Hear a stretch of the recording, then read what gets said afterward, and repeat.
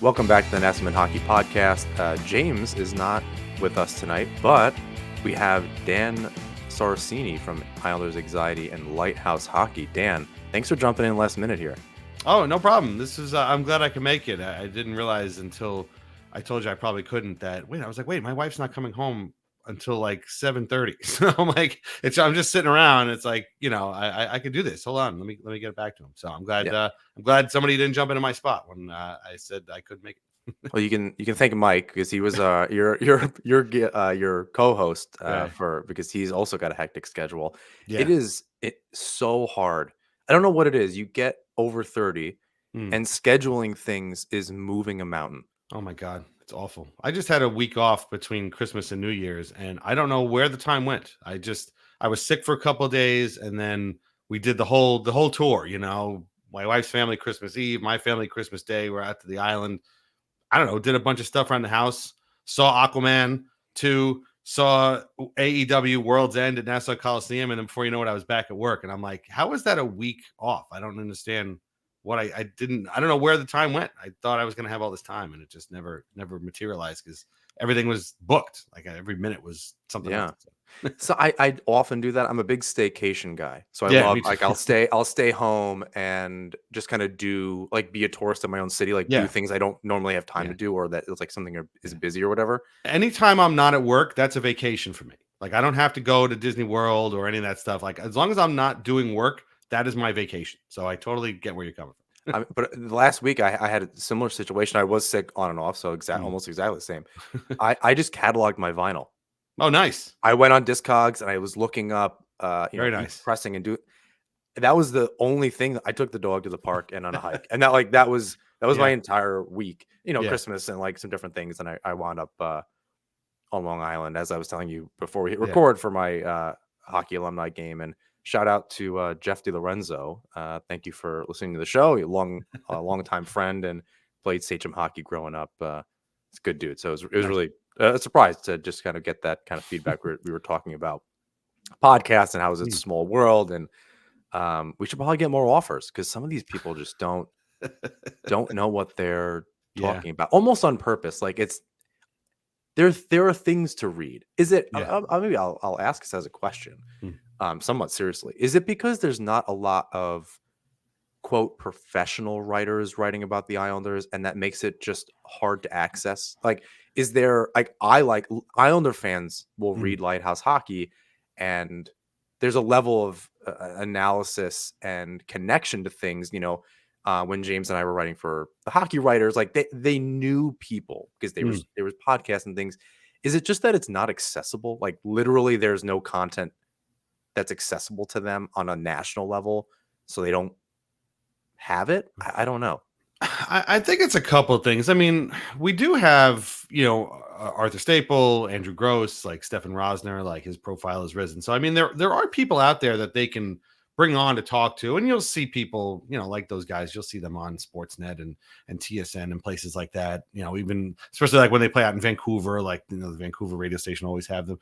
But I get back to something, and I feel like I was just talking about this on Islanders Anxiety. I forget, or maybe just telling a friend, I'm not even sure, but like, the thing is, with the Islanders, they're so remote in terms of like location, kind of, place in the hockey world, that there isn't a huge demand to get it right.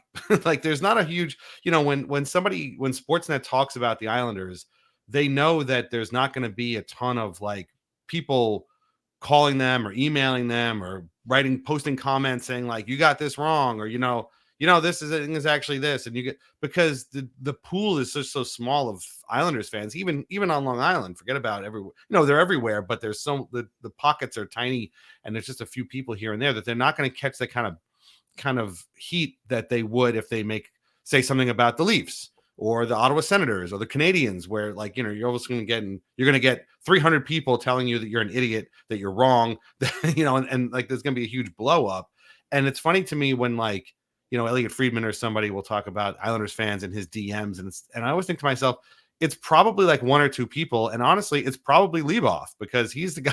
I know he talks to them every once in a while. And it's always like, oh, had Islanders fans in my DMs saying this, and I'm always like, yeah, I'm pretty sure I know who that guy is. It's like it's probably somebody who listens to one of our shows or both of our shows. So it's just there's not a ton of reason for them to care. Like there just isn't. The Islanders don't move the needle in terms of like engagement, clicks on the website. They certainly don't move anything in terms of TV ratings. So who cares, right?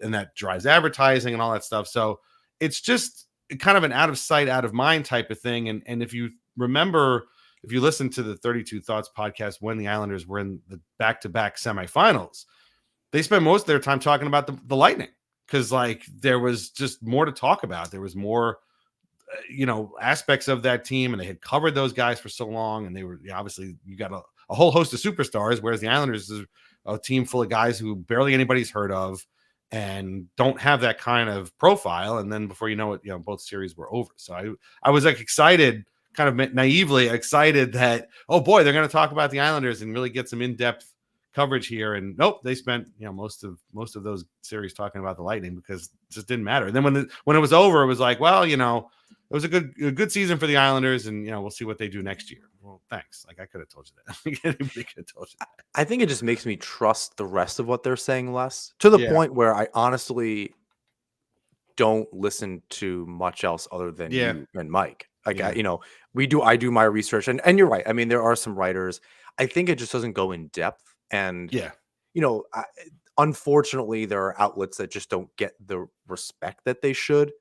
And like the Hockey News is legit. It's been around a really long time. Yeah. It may have changed over the years. I don't really know how. Like I still think of it kind of the same way. Sure. Although I used to get like, the magazines and I'm sure you remember. I think I even still have some. But with the Beckett hockey card book too, telling me how much how little my cards are worth.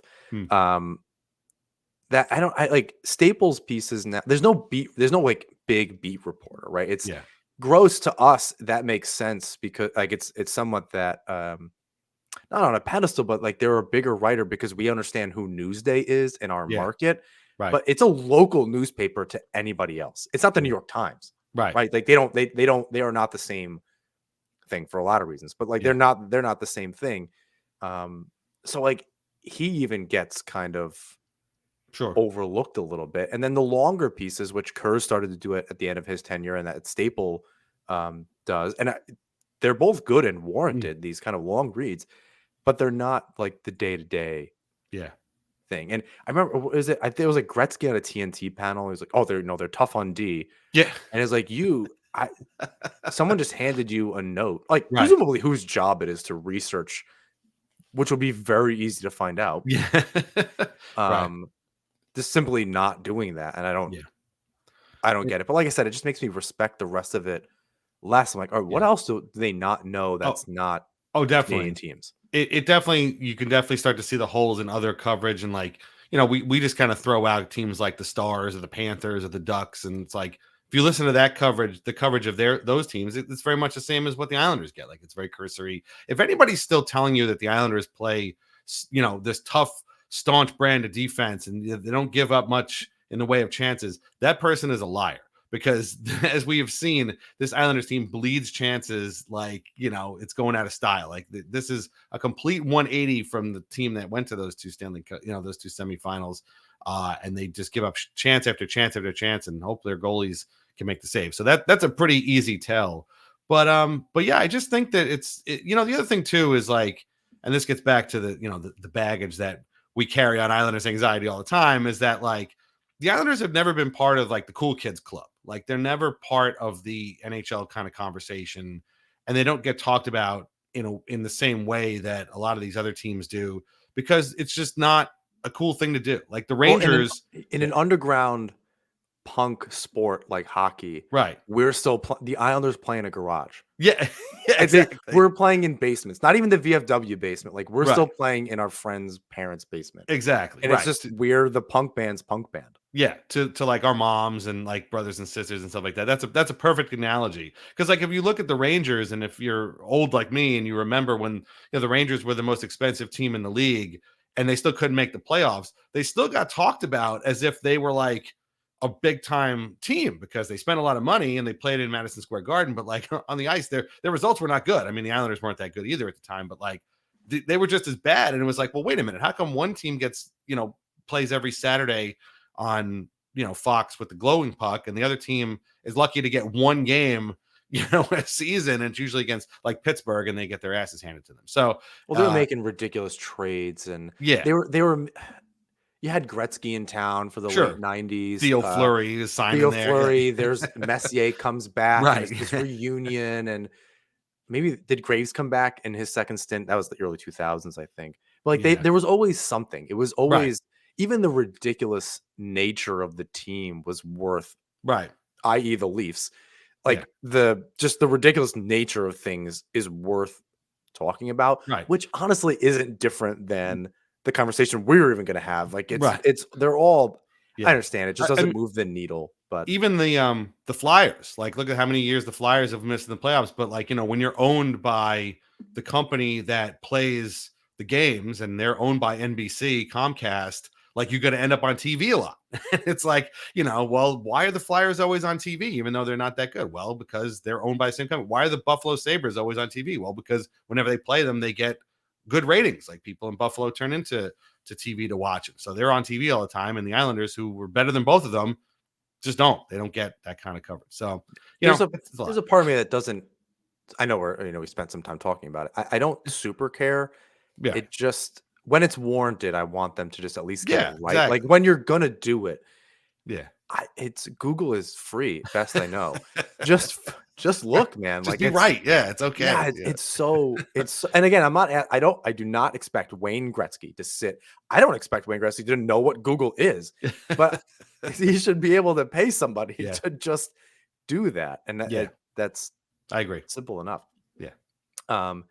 I did want to talk, you're just about like who this team is. And I had this kind of big, long rant because I've been avoiding bringing it up on our show because I wanted it's you and Mike have this thing and what you call the Islanders. But just recently, after the last week, I was like, we need to address it here and amplify the message. I was like, I don't want to copy them, but at this point, I'm like, we need to. If there are people that don't listen to your show that listen to ours, they need to hear this thing. And you brought up in your episode this week about Staples' article regarding identity that James and I think we had that episode earlier this year. I think we even titled it "The Islanders No Longer Have an Identity" or something to that effect. And I think we tried to kind of suss it out, and Staple months and months later is asking the same question without much of an answer. And what you and Mike keep bringing up is that the Islanders play like assholes, and I don't know how else to say it at this point. And I think like the question that I was going to ask James and I'll ask you is, if you think back 10 years ago to the Doug Weight Islanders, what would you say their identity was then? Because I can't help but find the parallels there. Yeah. And yeah, me too. I'm having like when you watch something of historic value from your own life and you're like, oh, I remember that. It's like, I don't know, do you, or is it the video? So I'm having trouble, thinking back exactly 10 years and thinking about it. Is like, how would you describe their identity 10 years ago versus today? Because it's not exact. Like, I think there are nuances there, but it's really close. I mean, both teams played like assholes, and I appreciate that you have credited us with this. It is kind of a spontaneous thing, and I even wrote down in front of me. It says they coined the phrase. Yeah, and that's what I was because I honestly didn't want to seem like I was taking it for content. That's okay. I literally ran out of things, and I just keep hearing you say it. I'm like, I write for a living. I ran out of words. I was like in a chat GPT, like, how bad are the Islanders? What please give me adjectives. I just ran out. That's what we hit upon, and it works. And people will tweet at us, well, it's asshole time, because the thing is, and to answer your question, both teams again did very much play like assholes. The big difference really is sort of the off the ice stuff, I think. Whereas that team, and I got kind of another crash course on that season when I was doing one of my other podcasts, Islanders Award Winners, and the last episode was about Matt Barzell's Calder Trophy season. So I had to go back and try to relive that whole era. And the So sorry. biggest difference is that that team had a captain that was going to be a free agent. They were playing in a building that the players really didn't, frankly, like playing at, and half the fan base didn't really like playing in either. There was a lot more up in the air about the future of the franchise, and we just didn't know really any better. Like, we just didn't know. Yes, we realized that team was extremely leaky defensively. Their goaltenders were not good. Another difference, obviously, we have the Islanders have good goaltenders right now, and even when they're putting up with a lot of kind of traffic and shots against, but obviously Sorokin and Varlamov are way better than Greiss and Halak, who are pretty good. Had but his good seasons. Yeah, But they had good when seasons. Greiss played exactly 41 to 43 games, Mm. lights out. Any Yeah. other season around that, when you look at his stats, they're terrible.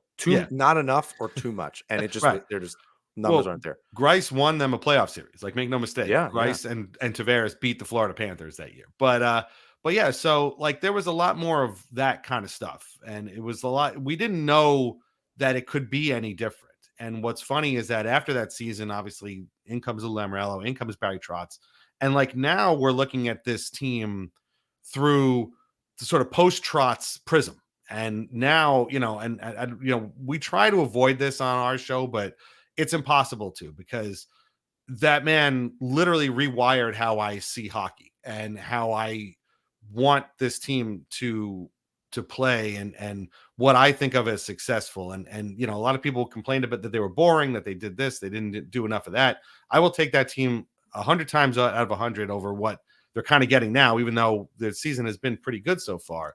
But the reason I think that it feels like they play like assholes is more relevant to now than it was then, was because we know they can play better than this. Like, we know they can play a structured, disciplined brand of smart hockey that wins a lot of games, and they are just not doing it. And, one of the things that drives us crazy is that this is probably the most talented Islanders team we've seen in years. I mean, you go, I wrote that down. Yeah. That's part of the reason why it's so frustrating. Yeah. Like, I've never, people that don't watch hockey, like, oh, how are the Islanders doing? Or people that watch hockey, just not the Islanders. And I'll say, I've never been so mad at a team in the thick of the playoff race. Like, and any other, if you just looked at that, if you gave me that 5 or 8 years ago, oh my God, you must be just ecstatic that they're keeping pace. Third place in the division, sign me up. Halfway through the season, sign me up. Yeah, most of the time. Sure, right. I think the identity part, and the more that I'm, I think yes, the prism of looking at this team, looking through the team through the Barry Trotz prism is interesting, but I don't even think that that's 100% it. For me, and it goes back a really long time, and I understand the roster has changed dramatically, but there was something, the fight night in February 2011. And I wrote about this at the Hockey Writers. Their identity up until when Trotz left, that identity was forged then, and it lasted for a decade. Yeah, and there's the tight locker room that we always hear about was definitely forged at that time. The tight locker room, but that there's that tenacity, that energy, that relentlessness. And I mean, you picture these words and in the locker room, right? Like, and it's as cliche as it is, but it started with the biggest thing, I think, around fight night. It might have even been before, was Konopka like yelling at CSN, right? Like, and that to me was like, finally. And the team stunk, right? It wasn't like they were good then. Yeah. But I was like, wow, like, it wasn't just that he was good at faceoffs and fighting. I'm only good at one of those things. I'll let you guess what it is. But like, at least there was something like that. There was something there. And then they beat the brakes off the Penguins. And I know you love when the Islanders beat the Penguins, and I'm sure that's a just decades worth of very cathartic game that was. It is. Still. The only exception I have was when Kasparaitis was on the Penguins. And I have a Penguins Kasparaitis jersey because I followed him. Right. And then obviously it was great to watch him beat Buffalo back in the day and do his little swim move in OT. But anyway, I think that to me is more than like they're just bad defensively. There's lack of tenacity that this team has now. They've all kind of adopted this like Pierre Engvall is the epitome of an Islander right now. Just like very passive. Yeah. There's just no bite to the Yeah. game. Even, I mean, Casey Zizekas is 10, 12 years older. Matt Mm. Martin isn't the same. Clutterbuck isn't the same. Right. He was on the team that, but like that's that bite that just isn't there. Like they're not hard. I fucking hate this. They're not hard to play against. Yeah. Right. And No, and you're right. if you're not, if you're gonna leak goals, fine. But like, give them hell. Yeah. 0%. In that game against Colorado, Butch at one point pointed out that like they were stacked sort of 4 wide across the blue line, and like some Avalanche guy who had the puck just sort of skated around them.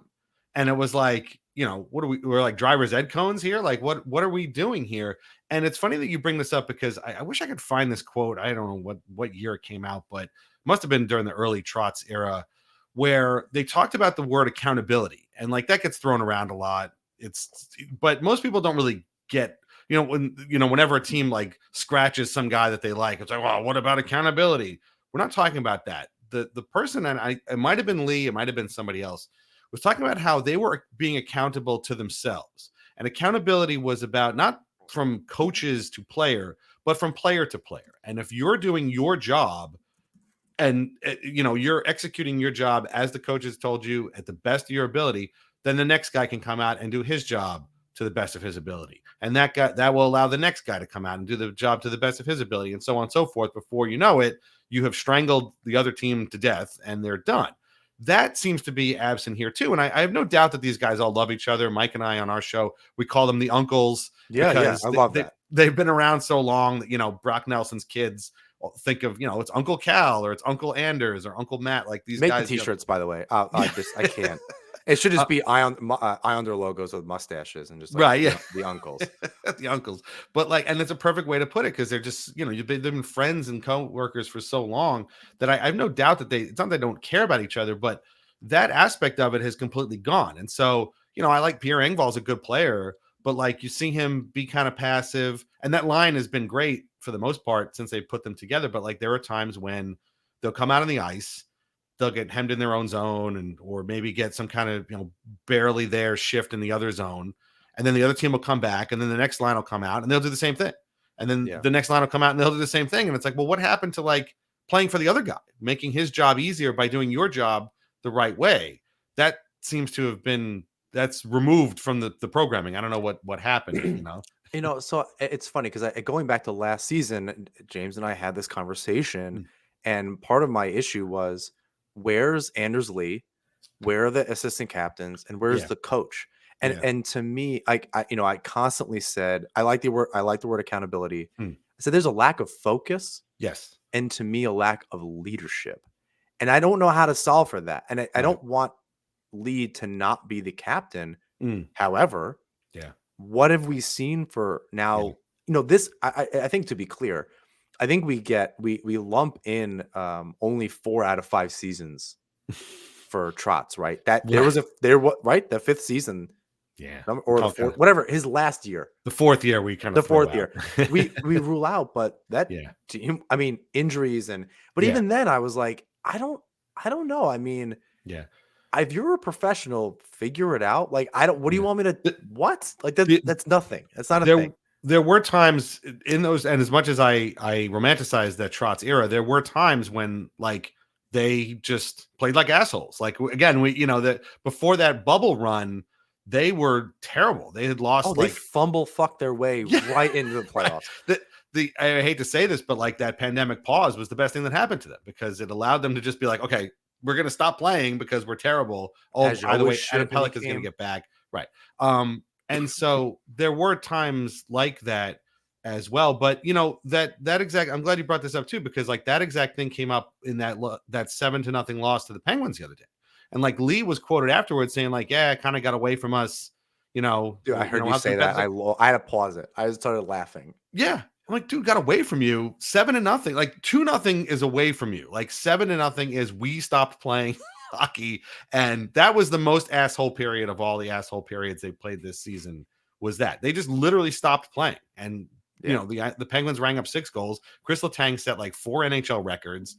And it was like, what are we doing here? I don't understand. That's the other thing that, comes. What are we doing? why are we doing this? Like, why And doesn't then somebody say stop doing this? well, that wasn't that the quote, one of the better hockey quotes Hmm. from the Capitals coach in their first season. Yeah. He's like, "I wish it was my wife cheating on me. At least I could tell her to knock it off." It's something. I'm Okay. paraphrasing. It's something that effect. Yeah. That reminded me. And speaking of the Capitals, I again another aspect that's really frustrating is that then they turn it on, and I was Yes. at that game. It was Right. fantastic. Fantastic game. Most complete game of the year. Yeah. I thought I saw you there. I don't. No, no, I wasn't there. I live in New Uh, Jersey. For me to get out there is not fun. yeah, that's a pain. I thought I was like, I'm not gonna say. Some other people Um, there. I was sitting on the side where they scored all the goals. It was Mm. all of them that on other than the one that got scored on Sorokin that hit like a tooth or something in That the I don't ice, even like count. Yeah, I don't know what happened there. ugh. That's weird.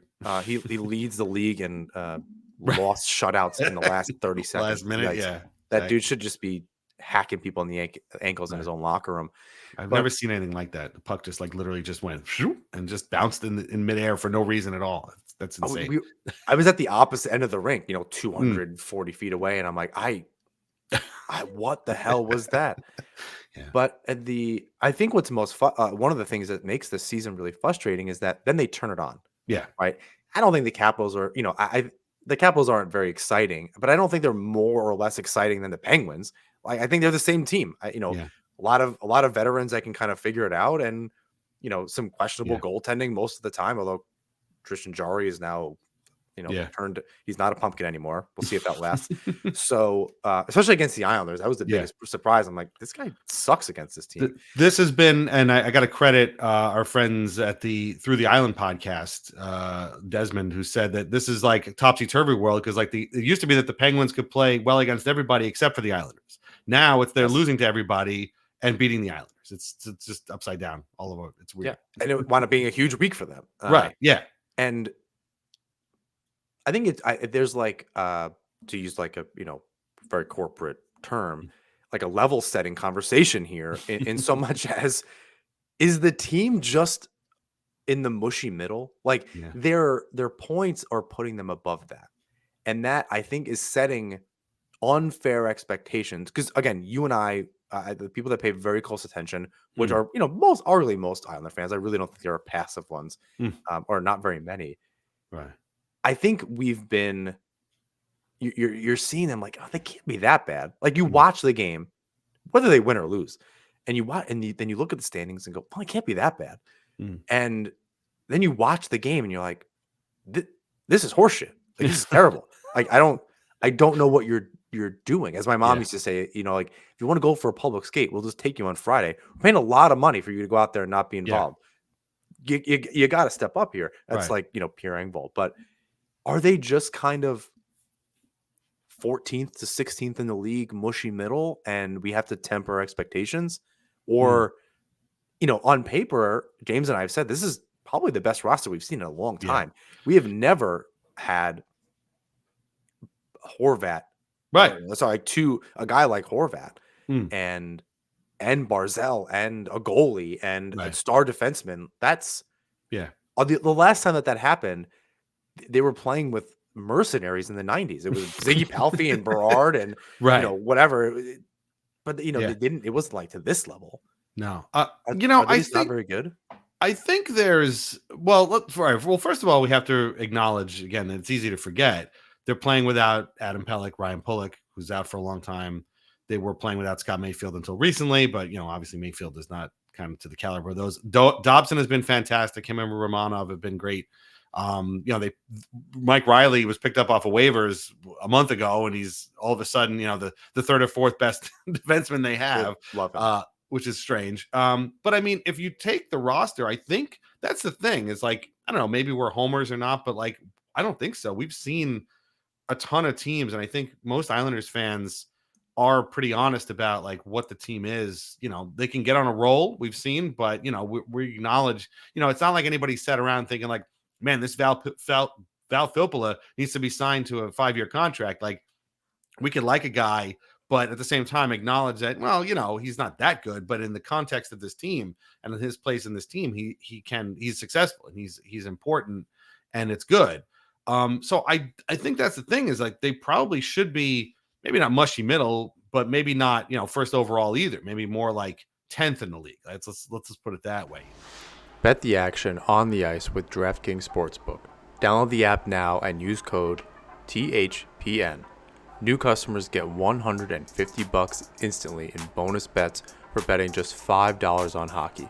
That's code THPN only on DraftKings Sportsbook, an official sports betting partner of the NHL.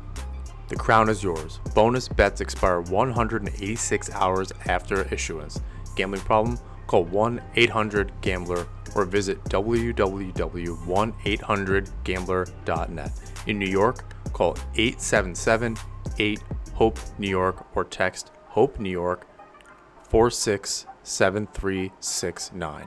In Connecticut, help is available for problem gambling. Call 888-789-7777 or visit ccpg.org. Please play responsibly. On behalf of Boot Hill Casino and Resort. 21 plus, age varies by jurisdiction. Void in Ontario. Bonus bets expire 168 hours after issuance. See dkng.com/hockey for eligibility and deposit restrictions, terms, and responsible gaming resources. NHL and the NHL Shield are registered trademarks of the National Hockey League. Copyright NHL 2023, all rights reserved. The new year is here, and whether you're making big changes or just settling back into a consistent routine, chances are you could use some new audio accompaniment on your journey. I know that's true for me. It's crucial. Whether you're listening to your favorite music, podcast, or audiobook, or you're like me and you're a musician and you need good headphones for when you're playing along to your favorite songs, the fact is a good pair of wireless earbuds is indispensable in 2024. For premium audio at the perfect price point, you've got to go with Raycon. Raycon's everyday earbuds look, feel, and sound better than ever. With optimized gel tips with a perfect in-ear fit, these earbuds are so comfortable and they will not budge. Trust me, I'm thrashing my head around when I'm playing the drums and they don't budge. They are absolutely correct. Raycon gives you 8 hours of playtime and 32-hour battery life. We all forget to charge them, and it's fantastic when you can just pick them up and they're always ready to go. Raycons are also priced just right. You get the quality audio at half the price of other premium audio brands. It's no wonder Raycon's everyday earbuds have tens of thousands of 5-star reviews. I love the earbud tap functions. They're easy to switch songs or pause. And the noise isolation when I'm playing the drums, it makes listening to the song while I'm playing along much, much easier. Go to raycon.com/THPM today. Just get 20% off your Raycon order. That's buyraycon.com/THPM. By the way, it's funny you talk about having no casual Islanders fans. I always say that being an Islanders fan is sort of like it's either being in the Mafia or being a fan of the band Rush. There are no casuals. Like you either are in it all the way or you're not in it at all. It's like if you've ever been a Rush fan, I don't know if you're a Rush fan, but it's like I'm not. Joe Pantorno. Yeah. Again, we left him out of the conversation. Who covers the Islanders very, very well. I always love his pieces. Yes. And, huge Rush fan.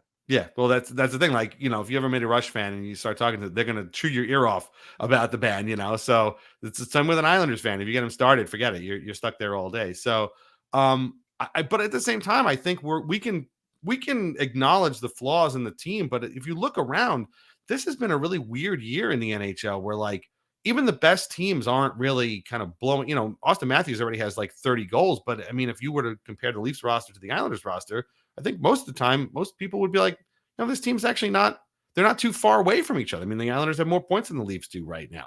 The Rangers are in first place, but at the same time, a lot of that has to do with Artemi Panarin, and, they're doing without Adam Fox. So, like, what happens when he comes back? And Shesterkin hasn't been quite as lights out as he normally is. Well, but like Jonathan Quick. Right. Like, where did this guy how did this happen? So, like, there's a lot of really kind of weird things going on right now. And I think that leads to us to think that the Islanders should be better. But the biggest thing, and what you were saying before, like the thing that's very frustrating when you watch this team is that a lot of the times their losses are due to just self-inflicted wounds.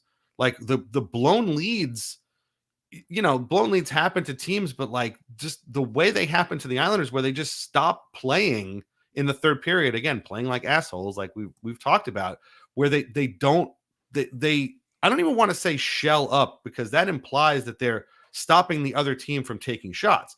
They just stand around and let the other team tee off on their goalie and then ice the puck and then there's a face off in the other end, and then they do it It's a again. different type of turtling.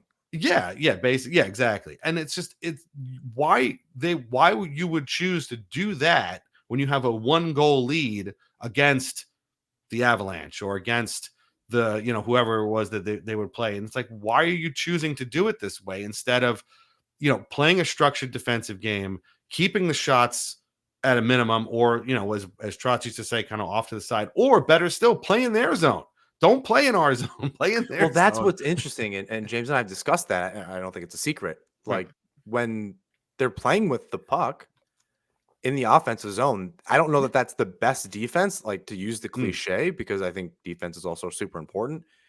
But they've found success with that. But as I think we've seen all season, I think it's a decision making on the ice by the players as well as behind the bench. I think you mentioned on the show this week of just like literally who you're putting on the ice. Yeah. Why was Matt Martin out there in a 2-1 game? Right. With Pajot and Cizikas instead of loading it up with Nelson, Horvat, and Barzal. You never see Barzal getting, or Horvat getting double shifted. You see Pajot getting double shifted. You see Cizikas out there with, and it's not like those guys can't do the job, but when there seems like there's no direction, there was I forget what game it was, but they ended up getting a gift power play. I think it was against the Ducks, and they ended up getting like a gift power play late. And I thought to myself, okay, well, it's late. I don't expect them to be that aggressive here, but I expect it to be a normal power play. And they were literally kicking the puck back to their own zone on purpose during this power play. And that's when I started to be like, this has to be a decision, like you said, like a conscious decision on the part of the coaching staff to be like, you have to be as comically conservative as you possibly can in this situation. And but then that ends up in that game they won. But like it turns out, most of the time, the other team will just take the puck from you and then you're chasing. And I just don't understand. You don't want to be too aggressive because then it leads to mistakes too. But like they are not aggressive at all. And it has cost them. What is the blown lead number at this point? I don't even remember what it is. Is it like 11, 12? I don't. You could count the Colorado game. I think that's just a back and forth. I don't know. Were they up 3-1 or at least 3-2? They were up 3-1 early in the second. They were up 4-3 midway through the third. But again, Cal Clutterbuck has a chance to just dump the puck into Colorado's zone. That'll kill 10 seconds of clock, and then maybe they get to overtime just in a normal way. But instead, he tries a pass, it gets picked off, it ends up being a chance against, it ends up being a penalty. They start the overtime on the PK, and they lose instantaneously. Like that is a self-inflicted loss in overtime, and they got a point out of it. But like, had there been 2 minutes left on the clock, maybe they wouldn't. Like, that's the thing. It's just that is a self-inflicted wound that didn't need to happen. And maybe they lose in overtime anyway. But like, come on, like it's hard killing a penalty in overtime. I'll say this: what I think is really funny, and just because having coached, I coached club hockey in college, and you play in beer league. All of the mistakes are the same at every level. I've watched D3, every mistake. I'm at the Capitals game and I'm just seeing things like, oh yeah, I would have done that. Like I try to look through it with that lens to be like, oh yeah, I know why they did that. That's shitty. Don't do it because you should know better. Right. But it's not even about as soon as you make a bad pass that was a bad pass. Yeah. Like the coach doesn't need to tell you. There's no education. It's really just leadership and direction. There's no teaching. Right. So like, what was Cal Clutterbuck told after that play? Because Barzal was benched for 5 minutes, the last 5 minutes of the game, because he hadn't really had a great game at that point. And like, that's fine. I kind of get that. But like, what is Cal Clutterbuck going to learn from that bad pass that he made? Nothing. Like, he's going to go back to the bench. They're not in mites and peewees. So I don't know that sitting arguably your best player. Yeah. Have that conversation on the plane. Like you really don't show them video, get the iPad out in the locker room. make them skate a couple laps, do some stairs. Like you just win the game. Like concentrate on that first. It's a timing thing. Like the accountability, they need to time that better. Again, Engvall being sat. Yeah. First of all, Engvall being sat. Second of all, not putting in Wallstrom, at least try to score. Like, all right, Gauthier has 2 goals. Fine. Against a Capitals team that they were just playing better than anyway, someone was going to score. It happened to be that guy. Yeah. And he is the epitome of guy on a roster. Yeah. You know, he's mostly invisible, which is all sad. that you look. I think that was the 4th line for me. I was like, oh, I haven't really, it wasn't Wallstrom invisible where I'm like, did he play it? Oh, he had 8 minutes in that game. Right. I remember his line mates on the ice. I don't remember him. So, but like that 4th line just needs to not make mistakes. Simply be out there, hit, dump the puck. You're out there long enough for your teammates to get a rest.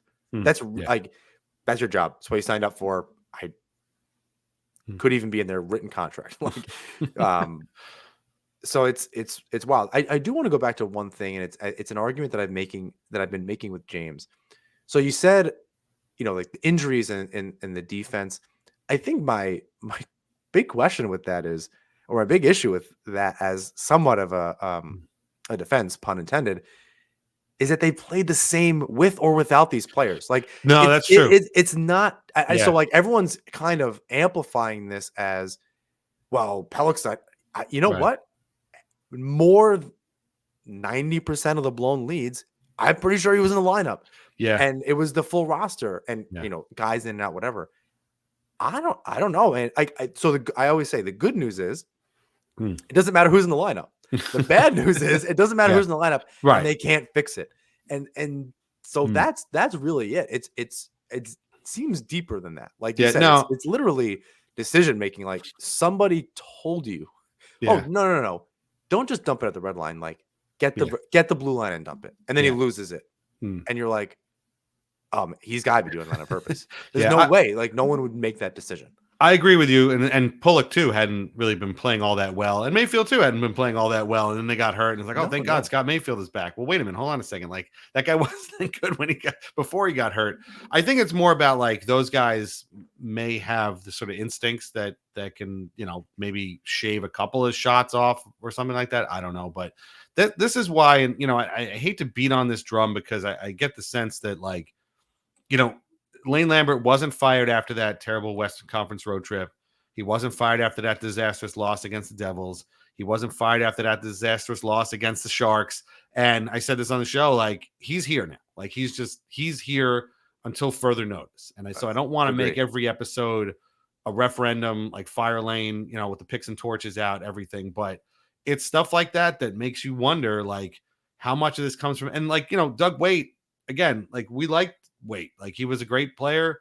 He had personality. We were excited that he was going to be, well, I think most people were excited that he was going to be coach. And then it was halfway through the season, it was pretty clear that this guy was out of ideas and he didn't know how to fix any of the problems that we saw over and over and over and over and over again. Now that team wasn't as good. That roster wasn't as good as this one is.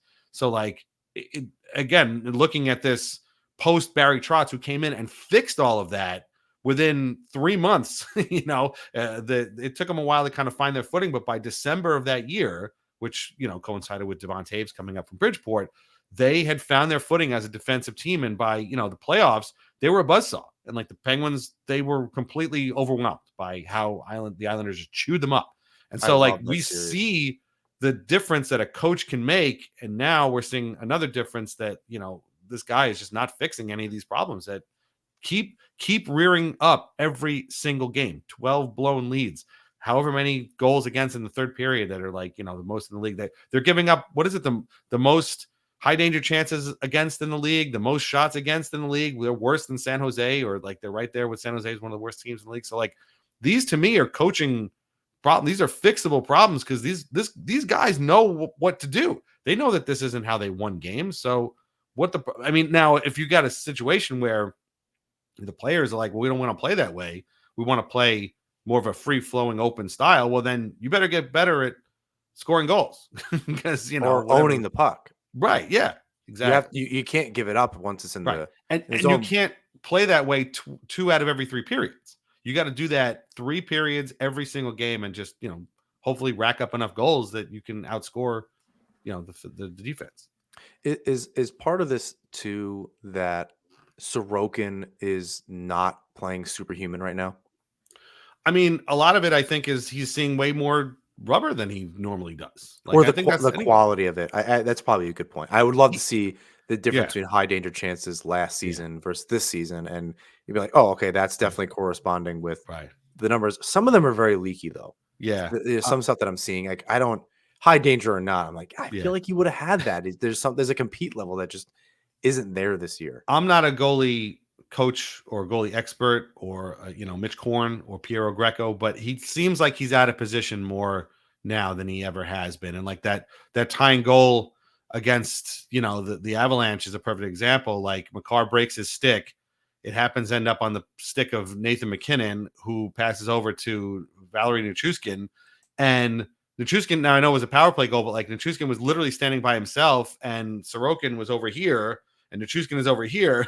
He just sort of taps it into an open net, and I feel like that seemed like a broken play for about 4 different guys. So I don't know. Like I think we can acknowledge that he hasn't been as good this year, but I think a lot of that has to do with the team defense. And like he's just a workhorse. Like now without Varlamov, he's going to play every night. And I find it very hard to kind of like put too much blame on him. Maybe that's just my bias after watching what he did last year. I mean, remember at one point last year, his numbers were not good. Wasn't he like 10-10-2 at some point or something Oh, like that? his record, Yeah, it was the not underlying numbers, but goals against and save percentage. And this right. year's, well, he's got a zillion overtime losses, but the other numbers don't look great. Right. Yeah. So, and I Yeah. think that's part of Right. he's not superhuman on top Yeah. of them letting those chances in. And he definitely, if you watch enough hockey and then you go back to a goalie like Sorokin, Mm. especially, just going back and forth from Varlamov, he's got much more exaggerated movements. Yeah. And I noticed that almost immediately. And I was like, they definitely have to rein that in. He's Mm. excited out there. He's moving Yeah. around, and Right. I love playing goalie in the street. So I get it. You just kind of like, you just make acrobatic saves. And I was a, Yeah. big Hasek fan. Who wasn't? And he can Um, still do those. Like he had a couple of those against Colorado. So like I yeah. can see So that. it's, But you, some of it might just be between the ears. And yeah. I bet you if his English was better, he'd be just absolutely killing these guys in the locker He room. might be trying to do too much because he knows he's going to face 18 shots every third period. Yeah, he might have to. He might have Tavares syndrome, where Yeah. Or he's out Barzell. there. That's But he's Barzellness. Yeah. been. I'll give him credit this season. Yes. My big issue with him was that, and I said this for just years, he needs to go north south. Yeah. And I that's like the most cliche boomer bullshit coaching thing to say, but It's he true. literally just needed to use his speed and just Yeah. go straight bubble hockey style and beat them. He Yeah. can do it. And yeah, he was trying to do way too much. And I remember Tavares doing the same thing Yes. back in the day, For just sure. rope a dope in near the blue line. It just Right. eventually didn't work. Yeah. And back when he was a worse skater, that now he's old, but Right. Yeah. well, he's my age, so he's not Mm. that old, but he's older. And that's, so I'll give him credit. And that Mm. might be true with Sorokin too. I think it's hard to mentally prepare for that Yeah. every single night. And I think it's an opportunity, or he's got to sink or swim. Like now he's really the guy. There Yes. isn't somebody to rely on.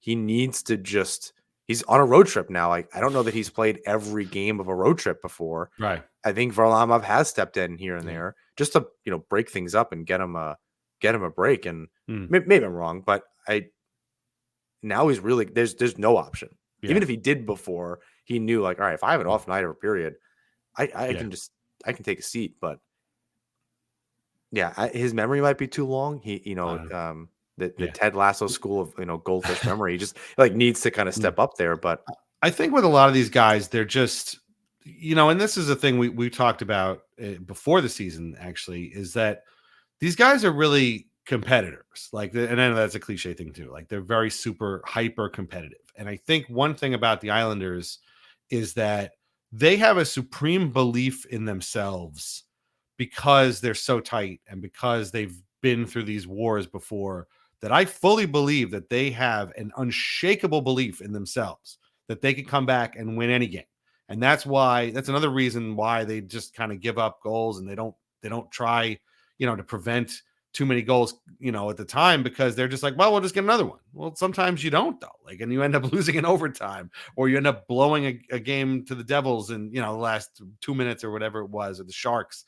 And it's like, it's great to have that confidence. And I think Sorokin is part of that. Like, I think they have this supreme confidence in themselves. And that's fantastic. I wish I had a little bit of that myself. But ultimately, I think you're almost better off. I wish they would play a little bit smarter and a little bit more like preventative rather than sort of like just balls out. Nah, we'll come back, because, I'd rather prevent the stuff than have to make a comeback.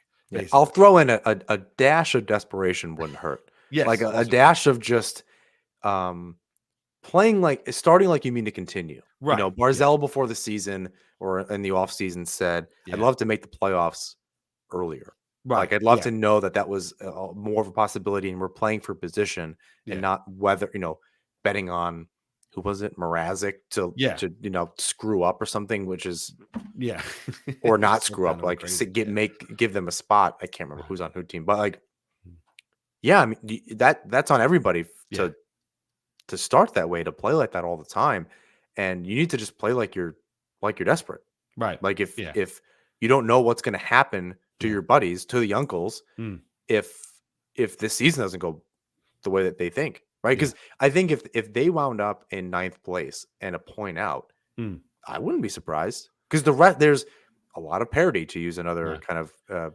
NHLism right now. It's possible that they just kind of it plays out. There's a lot of out of their control right now on this as they go on in to the West Coast. Yeah. The good news is they can give up, that second point a lot, but they need to keep up in the Metro, everyone woke up. Yeah, they don't play another Metro team until the Rangers in like mid-February. So like, this is, one thing we were saying was like, they could play well and through no fault of their own still end up out of the playoffs, because, everybody else is sort of cannibalizing each other and playing each other and giving, points are kind of going all over the place while they're playing Minnesota or Winnipeg or whatever. And it's like, okay, well, on one hand, you can lose that extra point because it's not going to hurt you. But at the same time, if Pittsburgh or Carolina is picking up 2 points, you need 2 points and you need to keep into it. So, I remember that Barzell quote, and he's right. And like, mission accomplished so far. They've been, in the playoffs for the entire time, but I don't know. I feel like it's sort of a house of cards. Like, it's kind of waiting for the other shoe to drop. And now they have had their 7-game losing streak already. So hopefully that is the end of that, and we don't have another, repeat of that. But, is that something that we want to kind of bank on? And can the way they play, I don't have any confidence that they can avoid something like that, So they're 1-2-1 in their last 4. Okay. Yeah. Right. That's since the Penguins game. Yeah. And so that, you can say there's 2 headlines. They've lost 3 or 4. Right. Or they've gotten points in 2 of their last 4. Yeah. 2 of their last 4. Like, there's 2. And the narrative that we've kind of written for ourselves, I think positively, is that they're in the thick of it and they're just getting points. Right. That point streak. And they were like 1-0-11, and you're like, well, at least they're getting points, and you're like, well, no, I mean, that's not great. I guess they haven't lost a lot of games, but it just doesn't instill a lot of confidence. Right. It's not a recipe for at least long-term success, and I think that's what I've resigned myself to is, okay, great, make the dance. Yeah. You need to pick it up at the right time, though, and I don't know, the right time is now. I mean, you're halfway through the season, like maybe have hit your stride by now. Yeah. I don't know. Well, that's where the desperation comes in. And, a lot of times it's funny because we see them play with more desperation in the first periods of games than in the third periods. So like, that's how they end up getting 3-1 leads on everybody. And then they end up blowing it because the desperation faucet gets turned off and they just, start floating around. But it gets back to what we were talking about in the beginning. Like, what is their identity? Like, let's say they make the playoffs. Okay, great. Let's say they're, somewhere between third in the Metro and the one of the 2 wildcard spots. Great. You've made the playoffs.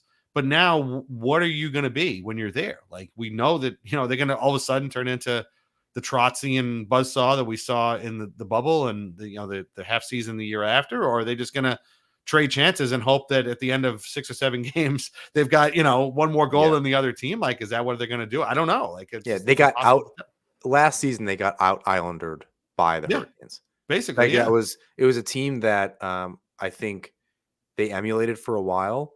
And hell, even the Hurricanes probably looked at the Islanders and said, we can be that too. And Rob Brendamore's a great coach. And they just got out islandered. Yeah. And now they're more of the Islanders than the Islanders ever were. Like, and now it's even though the Islanders beat them recently just because Coach Chekhov just laid an absolute egg. But see, the Islanders though beat the year before, they beat the Bruins, who for years had been sort of the Islanders, but better. Boogeyman. Right. Yeah. But like, they were the defensively stout team that also had Pasternak, Marchand, Bergeron on it that the Islanders didn't have. And the Islanders were able to beat them using a similar system. And so you were like, okay, this can work if everybody's pulling in the rope in the same direction. They were not against the Hurricanes, and you saw what happened. They got out islandered, like you said. Yeah. I don't know that the roster is, to use the overused Herb Brooks thing. It's like, is it the right group? I don't know. We're not in the last 2 years, and there's been some turnover, obviously, but you sit there and go, well, it's better. Yeah. On paper, you're not seeing that necessarily work out on the ice. There is definitely scoring chemistry, but as a team, it's just something. And look, if it's just the defense, and you can get, I think a good argument to go against myself is, all right, we haven't seen this defense core plus Mike Riley and really evening things out where he's better Sebastian Aho, and that's obvious. Right. And Bolduc has been playing D plus, not fireable offense hockey, but he's definitely on a performance plan. Yeah, to use another corporate term. So like, it's arguably no, we haven't seen the defense, but we just there was no chance to see this before. Maybe it does work better altogether. Right. If it's the wrong mix of players, well, then we're all shit out of luck because these guys ain't going anywhere anytime soon. A majority of them. Right. Yeah. So I don't know. Cause like you said, I mean, that thought had occurred to me too. Like, wait a minute, I'm really keeping my fingers crossed that Adam Pelech comes back, and he might be back tonight against Arizona. He might be back on Saturday against Vegas. He's been skating. Hopefully he makes it back. But like at the same time, he was a part of all those blown leads, and I don't know what that's going to mean. And then, when he comes back, who's he going to be paired with? Like, are they going to put him back? Dobson now and Romanov have a thing. They're going to put him with Riley. Like, I don't even know what that even would look like. So I don't know. This is an incredibly difficult team to nail down. And it's just, there's so many questions and nobody really knows. Like, even the people like us that watch them every single game, nobody knows. You never know what you're going to get. They play two periods of great lights out hockey and then one like assholes, maybe more like you were at that Capitals game. They played great in that game. They were fantastic. That was a complete game that was marred by one stupid goal that probably doesn't happen 99 times out of 100. And so like they're capable of doing that, but how often are we going to see it? I don't know. Yeah. And then again, So I was going to say they do that against the Oilers too, right? Right. Yeah. They did it against the Coyotes. Remember that was the most dominating 1-0 shutout I've ever seen. Earlier this season, that could have been 6-0 and it, would have been the same, but the goalie for Arizona was great. So it's possible, but I mean, there's no way of telling what's it going to be before the game starts. I think, having watched a lot of seasons that were difficult and felt very long. Yeah. This one has been very exhausting already. Yes. I can't believe, and I said this 10 games ago. I was like, there are 50 more games, and now there's only 40 more games. And if I was like, God, that was a whole season. They haven't even reached the midway point. They're not even at game 41 yet. Like, and it's just and there could be more. We could be in a playoff run. Look, they could win the cup, and I go, I don't really like it. Like they just didn't play well, and I honestly have something to say. Right? After I was done celebrating, you just be like, well, they could have like just be like, what are you gonna do? Yeah, but it's been Yeah. It has been a very long season already. There's plenty left to go. I'm gonna let you go. I think you had a very tight deadline here. You have to get to some things. Yeah. Thanks again for joining us. Please rate, review, subscribe wherever you listen or watch the show. You can follow us on Twitter, Instagram, and YouTube at Asman Hockey. Dan, real quick, where can they find you? Islanders Anxiety, as always, my friend Michael Leboff and I, we have our patreon.com/Islanders Anxiety. We also do Weird Islanders, the podcast. You can get ad-free episodes over at Patreon. We also do our Country Club Atmosphere. We do mailbag episodes, but mainly it's Islanders Anxiety and Weird Islanders. We got a new Weird Islanders episode coming out on Friday about a guy who was recently an Islander, and I think you all remember, and just a way to kind of reflect on some players that played a short time with the Islanders. It's always fun falling down the rabbit hole. And John was on an episode. Go back and take a look, listen to that if you didn't already. And it's always a great time. It's a great way to forget about the current team and whatever they're putting us through, and go back and remember some guys who put a smile on our faces for the most part. Sometimes Cliff Ronning was recent. Yep. Yeah. My episode was Trevor Linden, which I love that. I'm a huge Trevor Linden guy even to this day. We've done ones on Alexander Seamack. We've done multiple man episodes and things like that. So it's a fun way if the current team is driving you crazy, Weird Islanders is the cure. You can just remember some guy who played for the Islanders for barely a season and laugh about it basically. Yeah, if the current team is annoying you, you can go back and remember other teams from your childhood that also annoyed you, and a guy that you forgot existed. It's such a journey going back and listening to that. It was a good time. Definitely make sure you go check that out. And in James' absence, I'll end the show here. Until next time, let's go Islanders.